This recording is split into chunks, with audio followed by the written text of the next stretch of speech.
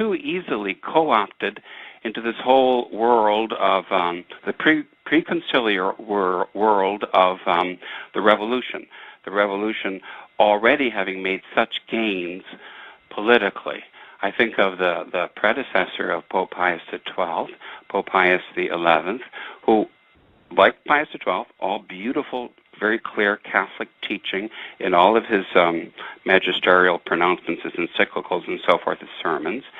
But in the practical order, Pius XI destroyed the anti-revolutionary spirit and movement of the Church in France, and in effect permitted that the left-wingers, the modernists, should rule the field. So the Church in France was ruled by progressives ever since the 1920s.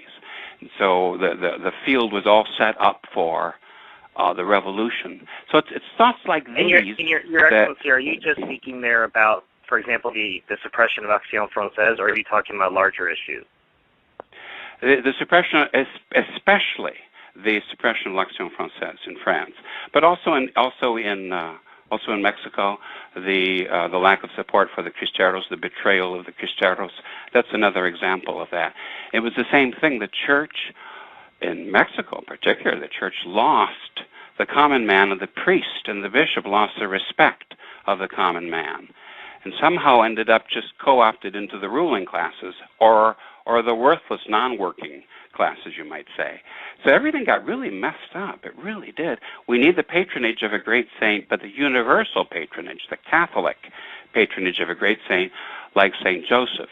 But that's not in any sense to slight the importance of St. Joseph as the patron saint of all of those who labor. So you have that, as I say, St. Pius X insisted on that, and he wrote a beautiful prayer that we always say Labor Day weekend here at St. Gertrude for those who work.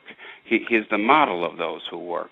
But it's those things that we need to emphasize, and not the themes of the revolution. So instead of compromising with the revolution, as far as you feel one could possibly go, that seems to have been the politic of the Church in the 20th century. We need to expose the roots of the revolution, show why it's wrong, and be anti-revolutionary. They often do. They often use him. And then they got rid of him, sure, because they had no more use for him. What Lenin called the useful idiots. And useful idiots, he referred especially to Catholic religious and the Catholic hierarchy that went along with, like Pius XI, collecting money for the revolution in Russia to supposedly for humanitarian ends, with the thought that this would somehow better the condition of the Catholics in Russia, until finally he realized, with his total slaughter of the Church, that was not going to happen. And Lenin said, in effect, thank you very much for the support, thank you for the money, and now right over here, this is board the train for Siberia, please. That's their approach. They're very nice accommodations waiting for you. So talking about principles, yes. All of these principles have been misshapen, perverted again. Everything's been perverted. We have to get back to the true Catholic principles, and without any fear or spirit of compromise. The world of the 20th century, including the world of remnant Catholicism, the 20th century, is always one of compromise. You're always looking around your shoulder because you have to go along to get along. And it's always a world of ambiguity, the doctrines and documents of Vatican II. No, there are some embers lurking in all of those ashes. We have to blow them back into life again.